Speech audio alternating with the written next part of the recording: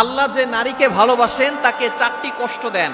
আপনি কষ্টে আছেন তার মানে এই নয় যে আল্লাহ আপনাকে ভালোবাসেন না, আল্লাহ আপনাকে মহব্বত করেন না।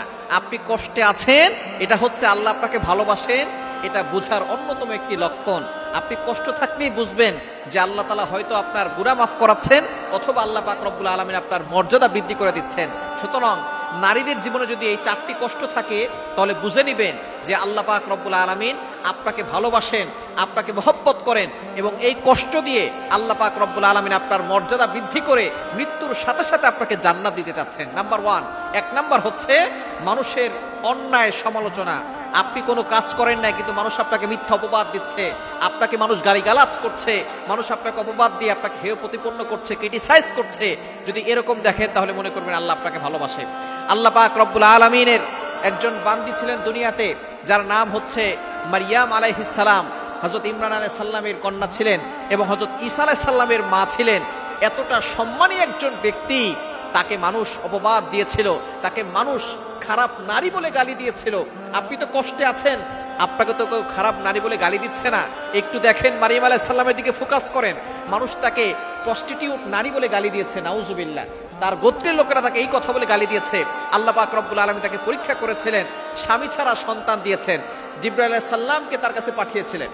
জিবরাইল আলাইহিস সালাম তার কাছে গিয়ে বলতেছেন, আপনাকে আল্লাহ তাআলা সন্তান দান করবেন, পুত্র সন্তান, এই সন্তান নবী হবেন। এবার মারিয়াম আলাইহিস সালাম বলতেছেন, আমার তো কোনো স্বামী নাই, স্বামী ছাড়া কখনো সন্তান হয় না। আল্লাহ পাক রব্বুল আলামিনের কথা জিবরাইল আলাইহিস সালাম বলতেছেন, আল্লাহ তাআলা চান একটা নিদর্শন দেখানোর জন্য। আদম আলাইহিস সালাম আর হাওয়া আলাইহিস সালামকে আল্লাহ তাআলা বাবা মা ছাড়াই তৈরি করেছেন। সুতরাং আল্লাহ পাক রব্বুল আলামিন স্বামী ছাড়াও যে বাচ্চা বানাতে পারেন, সন্তান দুনিয়াতে আনতে পারেন, এটাও আল্লাহ পাক রব্বুল আলামিন তিনি বোঝাতে চেয়েছেন। সুতরাং স্বামী ছাড়া আল্লাহ পাক রব্বুল আলামিন এমন ব্যবস্থা করবেন যে আপনার গর্ভে সন্তান চলে আসবে। মারিয়াম আলাইহিস সালাম বলতেছেন, যদি আল্লাহ তাআলা এমন করতে চান তাহলে আমি আল্লাহ তাআলার সেই ফয়সালায় আমি সন্তুষ্ট আছি। জিবরাইল আলাইহিস সালাম এবার তার জামার আস্তিনে একটা ফু দিয়েছেন, আর তার গর্ভে বাচ্চা চলে এসেছে। এবার মানুষ যখন তাকে দেখেছে, দেখার পরে তার ব্যাপারে বিভিন্ন ধরনের মতবাদ, অনেক ধরনের অপবাদ দেওয়া শুরু করেছে।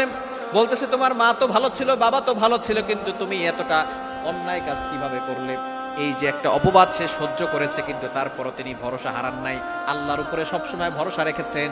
শেষ পর্যন্ত ঈসা আলাইহিস সালাম যখন জন্মগ্রহণ করেছেন, ছোটকাল কোল থেকেই তিনি কথা বলা শুরু করেছেন। তিনি বলেছেন, ক্বালা ইন্নী আবদুল্লাহ আতানিয়াল কিতাব।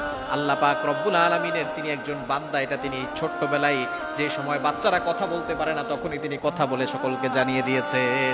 এজন্য যখনই আপনি দেখবেন মানুষ আপনার নামে সমালোচনা করছে, মিথ্যা অপবাদ দিচ্ছে, মনে করবেন আল্লাহ আপনাকে ভালোবাসে, আল্লাহ আপনাকে মহব্বত করে।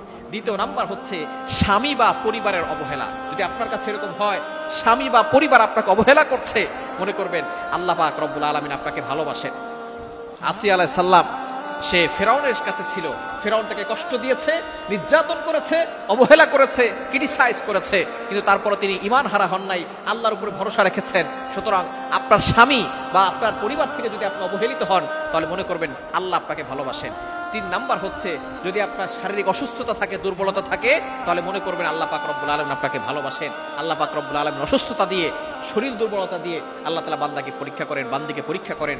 এবং 4 নাম্বার হচ্ছে, যদি আপনার রিজিকে সংকীর্ণ থাকে, আপনার রিজিক যদি কম থাকে, অর্থাৎ আপনার খাবার কম, অথবা আল্লাহ পাক রব্বুল আলামিন আপনাকে সম্পদশালী বানান নাই, যদি এরকম হয়, রিজিকের সংকট দেখা দেয়, মনে করবেন আল্লাহ আপনাকে ভালোবাসে।